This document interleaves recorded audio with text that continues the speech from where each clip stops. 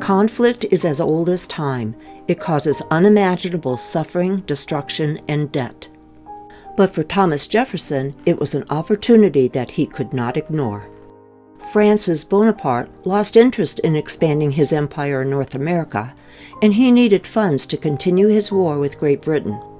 Thus, Jefferson purchased not only New Orleans, but the entire 828,000 square acres of the Louisiana Territory. At just about 3 cents per acre, the United States doubled its size in 1803. The following year, Meriwether Lewis and William Clark were tasked to lead an expedition called the Voyage of Discovery into this unknown land. Accompanied with 30 other members, they set off to map the area, determine a reliable water route for commerce, catalog new species of plants and animals, and establish sovereignty over the lands of the Native Americans. Fast forward 220 years and embrace the beauty and ruggedness of Oregon.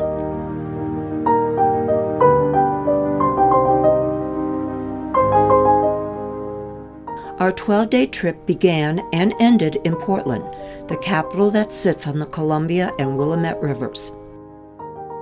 The highlights of our trip included Cannon Beach, the Oregon coast, Crater Lake, and Sisters. Our first evening found us searching for a good restaurant. Thank goodness for Google Maps and customer ratings. We found one on a side street and enjoyed homemade Italian cuisine.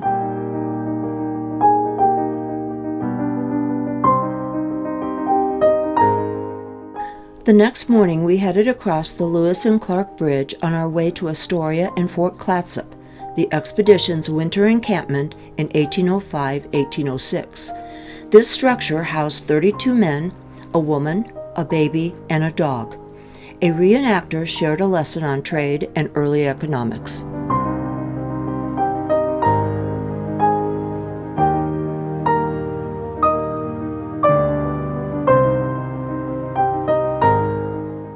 It is a 30-mile drive from Astoria to Cannon Beach.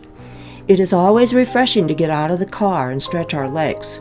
Walking barefoot on a beautiful beach makes it even more enjoyable. Haystack Rock is a popular tourist attraction that offers stunning photo opportunities. It is a 235-foot tall sea stack that is the third tallest intertidal structure in the world. This monolithic rock is adjacent to the beach and is accessible by foot at low tide. Cannon Beach is a charming coastal town known for its long, sandy beaches. Boutiques and galleries can be found throughout the town. Years ago, a family released their pet rabbits, and since then the grassy areas around the town have become home to the Cannon Beach bunnies. We stayed at the lovely Arch Cape Inn outside of Cannon Beach.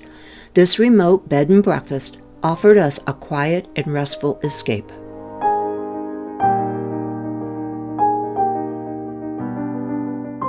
We finished the long day with a fine meal at the Wayfarer restaurant with views of Haystack Rock.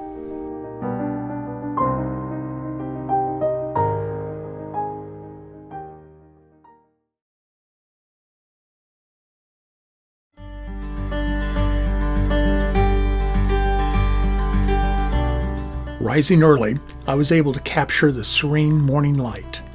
A pristine beach, a light fog, and no people provided an ideal photo op.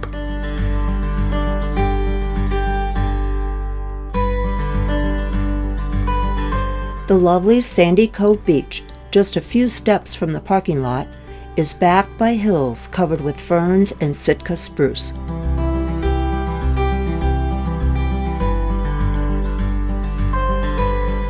A short walk reveals a seasonal waterfall, caves carved into sandstone cliffs, and tide pools accessible during low tide.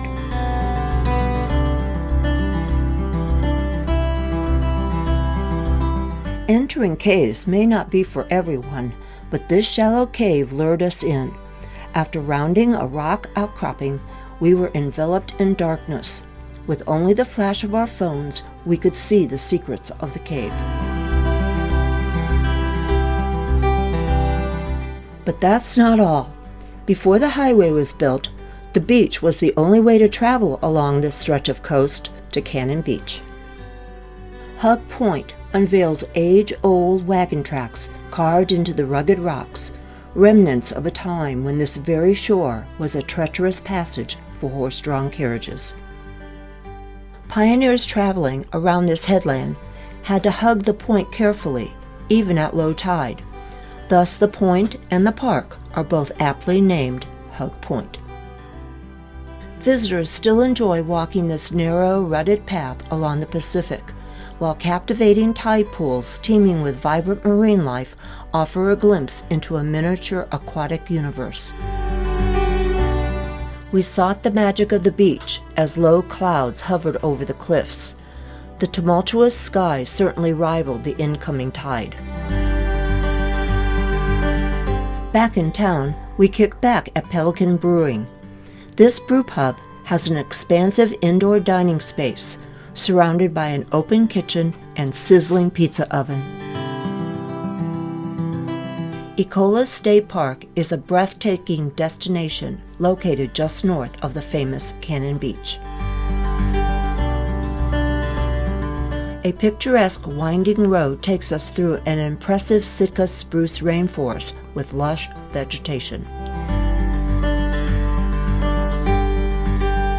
Nurse logs are special.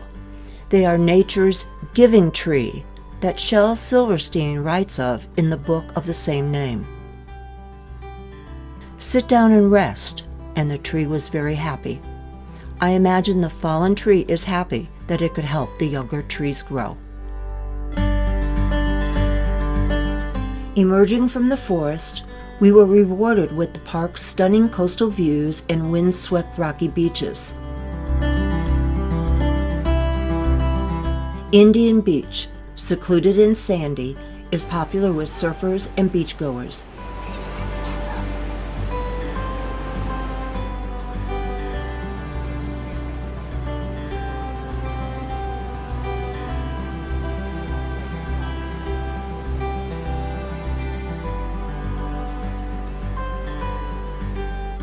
Several movies have been filmed on this beach: Point Break, Twilight, Goonies, and Kindergarten Cop.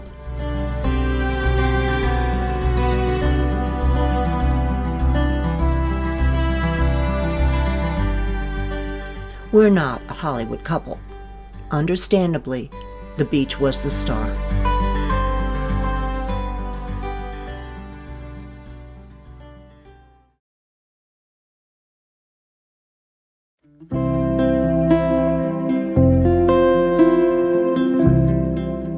Oregon Coast Highway 101 runs the entire state. On day 4, we drove over 200 miles from Cannon Beach to Coos Bay. Cape Meares Lighthouse may be the shortest on the Oregon coast, but it features an impressive kerosene-powered lens. The views from this inactive light station are stunning. Visitors can enjoy the vastness of the ocean, marine animals, and nesting seabirds. A short hike led us to the octopus tree. This unusual Sitka spruce, with its thick, sprawling limbs, is estimated to be 200 to 300 years old.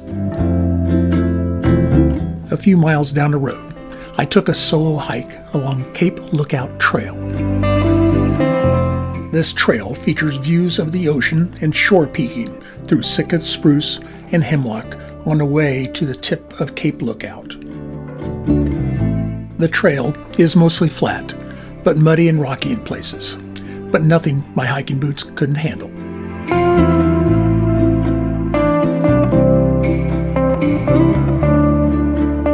This is also a popular location for paragliding. Proposal Rock has long held a romantic allure for all who visit, especially for those who pop the question. The tall, domed rock is capped by a tiny forest with tide pools at its base.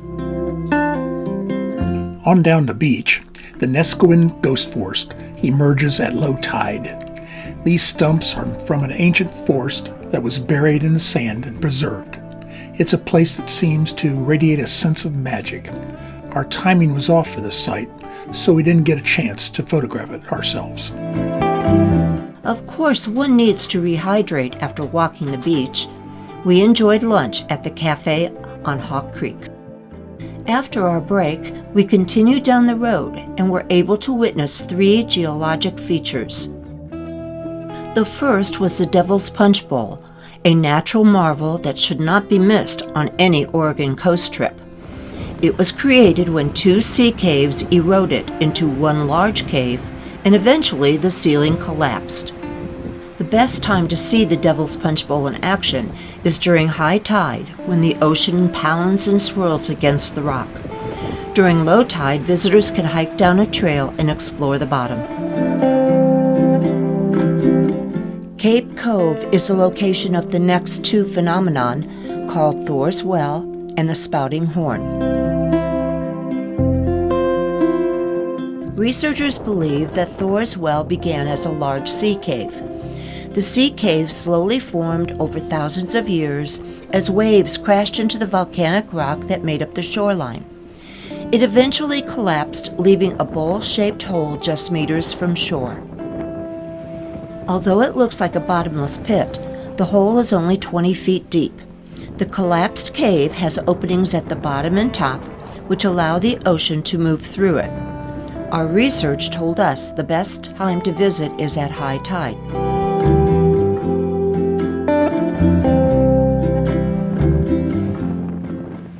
At that time, the water surges through the bottom hole, causing it to shoot up like a geyser. The constant filling and draining create the mesmerizing illusion that the well is draining the Pacific. When you get up close, you can sense the power of the ocean. Spouting Horn is a coastal anomaly. An ocean geyser is driven by the ocean's power. As incoming waves funnel seawater and air into the cave, pressure builds, culminating in an explosive geyser-like fountain. Named for its crowning feature, the iconic Hayceta Head Lighthouse, this park also features an historic bed and breakfast, a sheltered beach that's easy to access from the parking lot, and a challenging and scenic hike along a section of the Oregon Coast Trail. Perched atop the 1,000-foot-high Hayceta Head, the lighthouse is one of the most photographed on the coast. Strolling along the shore, we observed natural features like driftwood, as well as some man-made attractions.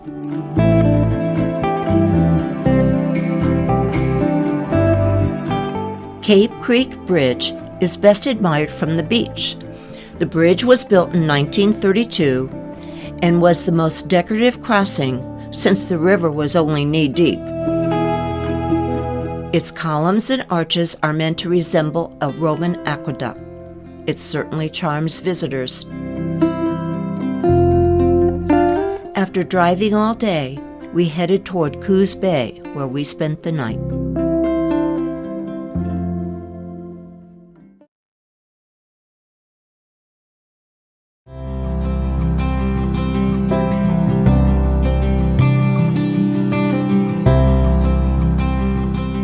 On our 5th day, we drove east to Crater Lake. Along our way, we had a planned stop at Rogue River Gorge.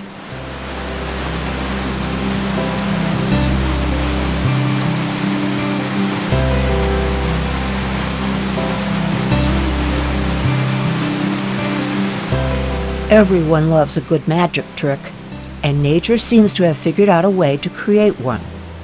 Natural Bridge, a point located along the upper reaches of the Rogue River, is where the magic happens. At this point, the Rogue River disappears underground into a 250-foot lava tube, with a small amount of water escaping from the tube, forming a pool under the bridge.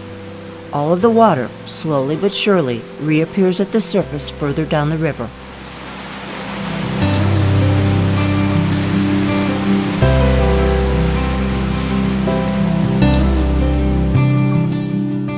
Deep water in a sleeping volcano, Mount Multnomah. Crater Lake inspires awe. This tranquil gem of the Cascade Range is set in a dormant volcano called Mount Multnomah. Its eruption about 5700 BC catapulted volcanic ash miles into the sky and expelled so much pumice and ash that the summit soon collapsed, creating a huge, smoldering caldera. The mountain is one in the chain of nearly 20 volcanoes in the Cascade Range, including Mount St. Helens, Mount Rainier, and Mount Hood. Crater Lake has no streams flowing into or out of it. The lake is refilled entirely from direct precipitation in the form of snow and rain. With no sediment, it is one of the clearest lakes in the world, with a visibility of 130 feet in depth. The water is so blue because there is hardly anything else in it, just water. With a depth of 1,900 feet, the lake is the deepest in the United States. Only 8 other lakes in the world are deeper. It's hard to imagine, while observing from the edge, that the lake is 5 to 6 miles across. Crater Lake Lodge welcomes you with the warmth and hospitality of a bygone era. This entire trip was planned 1 year in advance for a 3-night reservation at the lodge. After checking in, we explored the homey interior. The inviting Great Hall lured guests to relax with a book and a glass of wine. The lodge has 71 rustic but comfortable guest rooms. Our room faced the lake. One of our favorite spots was on the terrace overlooking the lake. It was a great place to enjoy the views any time during the day. After a day of hiking or touring the lake, we welcomed our refreshments while we relaxed in the rocking chairs on the back porch. Afterwards, we enjoyed an unforgettable meal at the Crater Lake Lodge dining room. Park rangers shared information about the park. Sometimes we listened from our rocking chairs, and sometimes we gathered after nightfall to observe the beauty of the heavens. The lodge is only open from mid-May to mid-October, due to the average annual snowfall of 48 feet. Built in 1915, the lodge offered beautiful views, but very little amenities. After the Depression and years of neglect, the Civil Conservation Corps began landscaping. After World War II, the public flocked to the area, but the lodge was not structurally stable. Nearly 40 years after the National Park Service acquired the lodge, and years of renovations, the Great Hall was reopened. Nearby is the Rim Village. It includes the Kaiser Studio Visitor Center, a cafeteria gift shop, the community house, and the Senate Memorial Overlook. Starting from the village, the historic Rim Drive includes 33 miles of lake views, panoramic vistas, forests, and meadows. The contours of the road were designed to complement the natural landscape and disappear as you look across the lake from any point. After the catastrophic eruption, a series of smaller eruptions over the next several hundred years formed several cinder cones on the caldera floor. The highest of these cones, the only one to rise above the current lake level, is Wizard Island, which rises 750 feet above the water.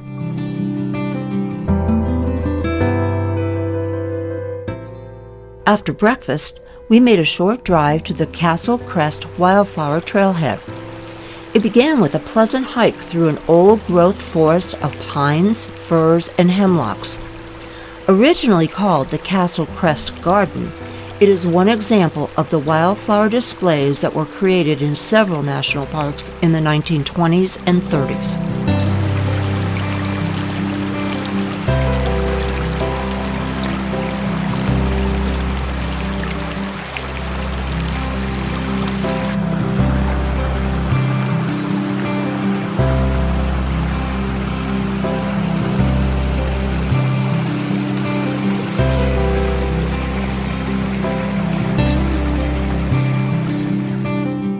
Our second hike of the day was to Sun Notch.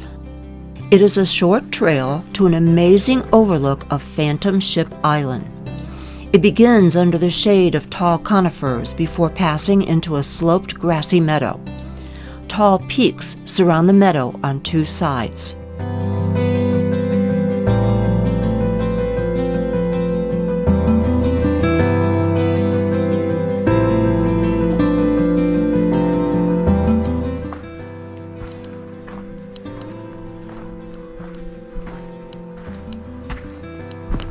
Care must be taken, as the trail is very near the cliff's edge.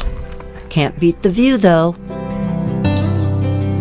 This second island, however, is a remnant of an older mountain. Phantom Ship is a rocky protrusion of volcanic rock that collapsed into the lake following the eruption. While much smaller than Wizard Island, this island rises 170 feet above the water and measures 200 feet wide and 500 feet long. Even though the light was poor at this vantage point, I was thinking it would be different at sunrise.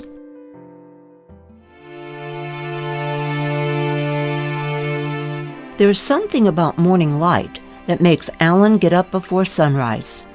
With the camera set up and film loaded, it was a matter of waiting for the sun to illuminate the ship. The brilliant blue water takes on a golden hue when the sun peeks over the horizon.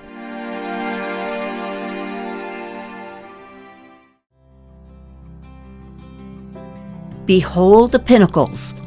These towering needle-like formations of rock project from the Sand Creek Canyon floor. They were formed under sheets of volcanic pumice that preceded Multnomah's collapse. As the surface of the hot pumice cooled over the years, steam and gases were released through vents and tubes. These ancient vents now stand alone due to the erosion of the surrounding softer materials. Unique formations always attract Alan. On the other side of the lake is the Cleetwood Cove Trail. It is a 2-mile out-and-back trail with a 610-foot drop. This is the only trail, via several switchbacks, that will bring you down to the shores of Crater Lake and its crystal blue water. Normally, this is where one would hike to the lake for the Crater Lake boat tour. The new boat hadn't been approved by the Coast Guard, so we didn't get the opportunity for a ride to Wizard Island.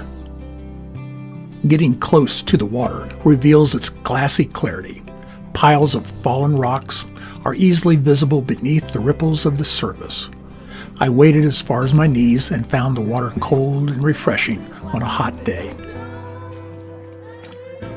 Others took the opportunity to go for a swim or possibly a quick entrance with a 30-foot cliff jump. Good job.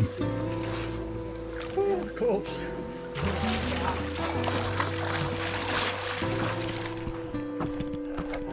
The uphill climb makes this trail moderately challenging.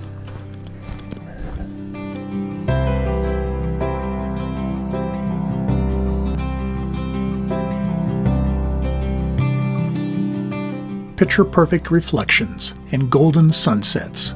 Who could ask for anything more to end the day and our last night at Crater Lake?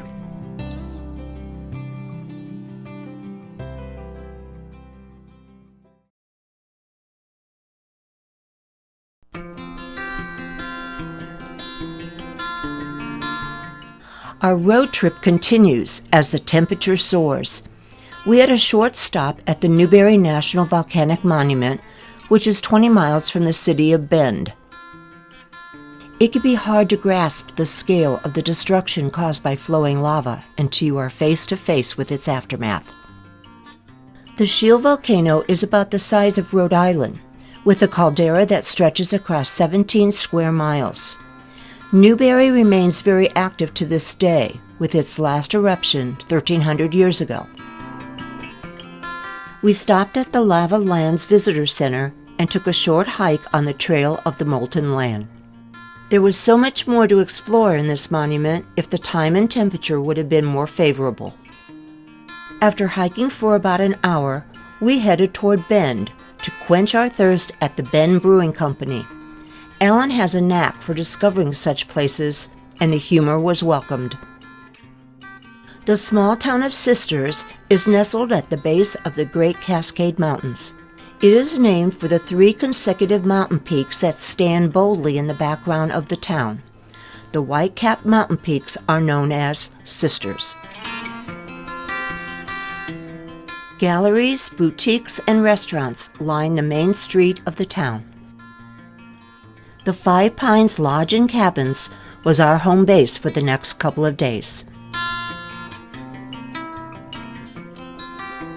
In the morning, we headed out to the West Cascades National Scenic Byway off of Highway 126. The plan was to make a loop drive to 4 different waterfalls and a special cave created by a lava tube. Lava flows changed this land 3,000 years ago, creating 2 beautiful waterfalls and whitewater cascades. We stopped at Sahali and Kusha Falls, located along the Mackenzie River. Sahali, or heaven, and Kusha, or sky, are Chinook jargon words, part of a rudimentary trade language that allowed people to exchange news and goods in the area. We were greeted with a beautiful forest at the beginning of the trail. A crescendo of sound from Sahali continued as we walked down to the nearby viewpoint.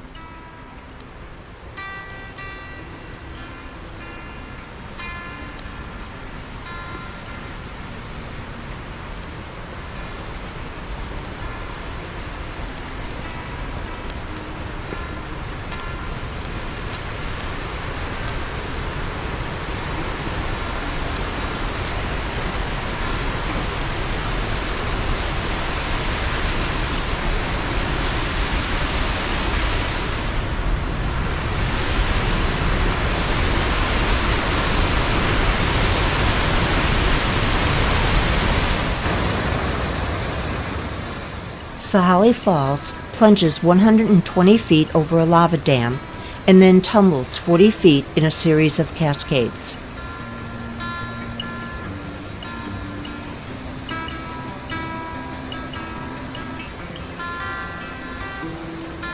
The lush green, caused by the mist, caught my attention. I knew then that I'd be photographing this scene in color.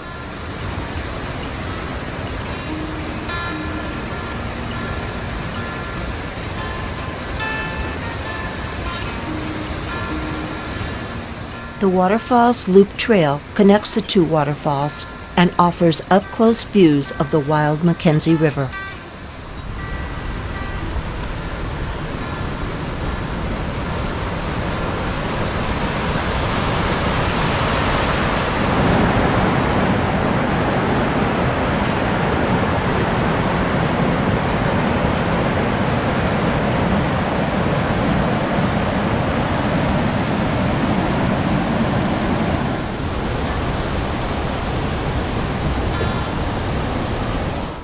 Hiking through ancient forests allowed us to glimpse Mother Nature's art and find forest treasures.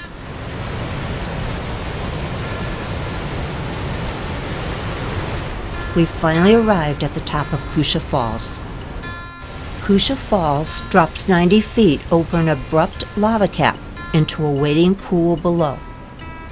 I took my time looking for the best composition before setting up my large format camera.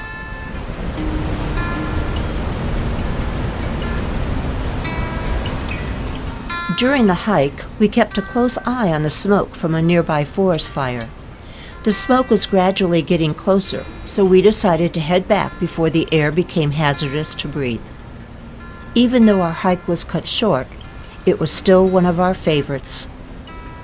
The smoke caused us to forego the Skylight Cave. It is a lava tube formed long ago. When the lava emptied, the thin portions of the ceiling fell. The 3 skylights appeared during the morning hours. By the time we got back to Sisters, the smoke had settled to ground level. It was time to do some indoor shopping, have dinner, and prepare for our next day's drive.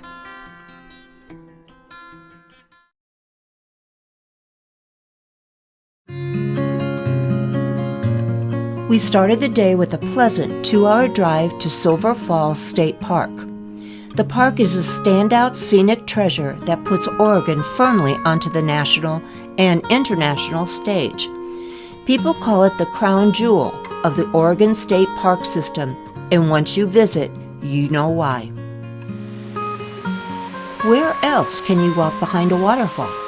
Check out the park's most visited waterfall, the famous South Falls, and see what a 177-foot curtain of water looks like from behind. It's part of a trail of 10 falls, a spectacular nationally recognized hiking trail that weaves through a dense forested landscape. Due to the temperature reaching the upper 90s, we only visited 3 of the 10 falls.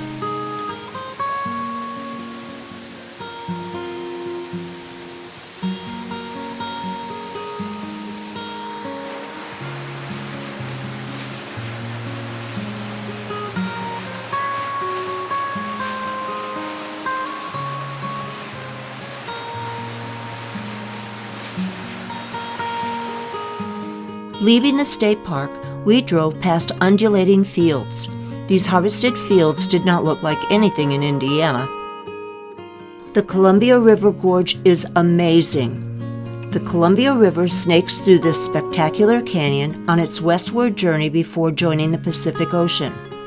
Nowhere else on Earth exists such a wonder of desert and forest, cliffs and waterfalls, sun and rain. It's the only place in the world where a mighty river crashes through an entire mountain range. The gorge stretches 85 miles from its eastern edge at the confluence of the Columbia and Deschutes River to the western edge of the Portland metro area. After checking into our hotel in Troutdale and getting a bite to eat, we made the 20-minute drive along the historic Columbia River Highway to Multnomah Falls to scout out the area for the next day. Oregon is a state where water regularly flows down from on high. Multnomah Falls, all 611 feet, stands above the rest as Oregon's tallest waterfall.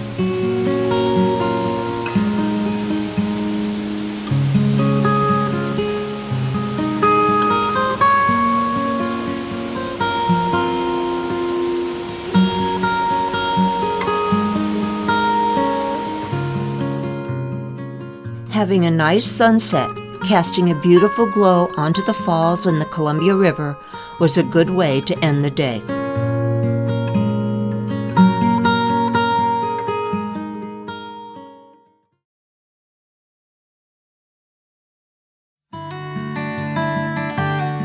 Our final full day in Oregon.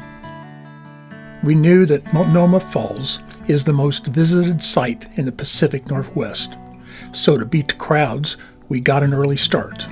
This enabled me to set up my camera for a shot without any people and a nice morning light. Then it was time to start our hike on the Multnomah-Waukena Trail. This loop was a little over 5 miles with more than a 1,600-foot elevation gain. It included the Multnomah Falls, the picturesque span of the Benson Bridge, rapids and smaller falls on the Multnomah Creek, the tumbling cascade of Waukena Creek, and ending with the Waukena Falls. It gave these old bodies a good workout. The trail continues to ascend with 11 switchbacks. We had plenty of places to take a break and get a drink, as well as have a bit of excitement when a snake ran across Elaine's foot. Probably nothing big, but scared the crap out of me. Not sure if the snake enjoyed the intrusion of humans. Steadily, we got higher and higher. We could not anticipate what the view from the top of Multnomah Falls would be like.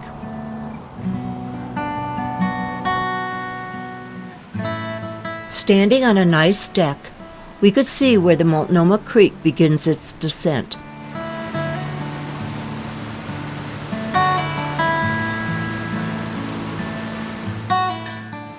Can't pass up a photo op to prove we were really there. Returning to the main trail, we crossed a rock-faced culvert as the trail continued up along Multnomah Creek to 3 more falls.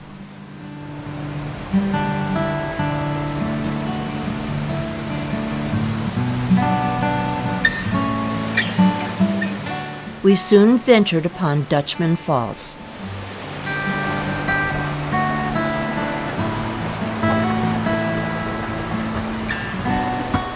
Just past the overhang, we came to the 55-foot Weisendanger Falls.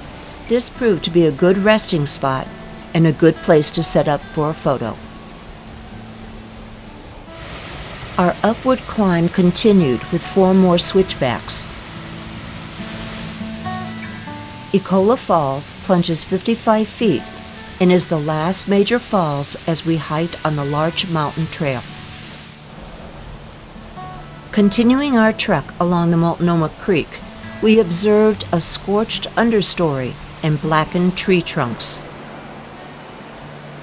We found out later that this was from the Eagle Creek fire of 2017. It was started by a 15-year-old boy igniting fireworks during a burn ban.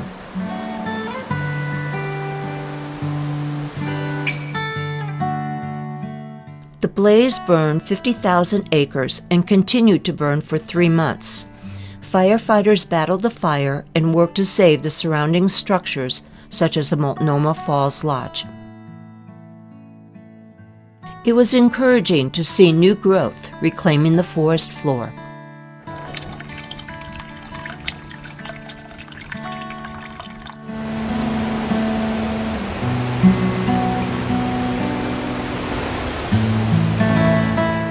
The trail begins to descend toward Wakena Creek. As the creek cascades beneath large leaf maples and ferns, it creates the next 3 falls. The trail switches back a few times, and soon we reach the 20-foot Fairy Falls.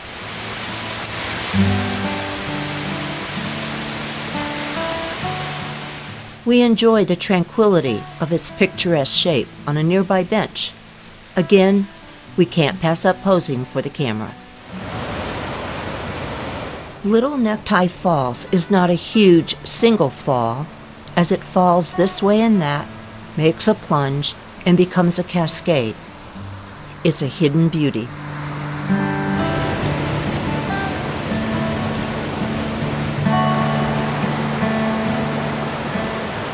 Wakena Falls is appealing on its own. The sounds and smells of this organic scene were refreshing. The moss-covered rocks added to the lushness. We spent some time enjoying this 258-foot double-tiered attraction before crossing a footbridge over the creek. Wakena is the Yakima word for most beautiful. We ended this hike with a final view of the gorgeous Multnomah Falls. The afternoon brought out many more visitors. There are benefits to getting an early start. We enjoyed a late lunch at the lodge before continuing our adventure. Horsetail Falls cascades 176 feet just steps from the historic Columbia Gorge Scenic Highway, making this one of the few gorge waterfalls that you can see without even getting out of the car. Of course, we enjoyed these falls up close. The cool water was especially appealing after a long day of hiking. We said goodbye to Oregon with all its diverse beauty, from a historic fort, its coastal splendor, her magnificent volcanoes and lake, lush landscapes, and the wonder of waterfalls.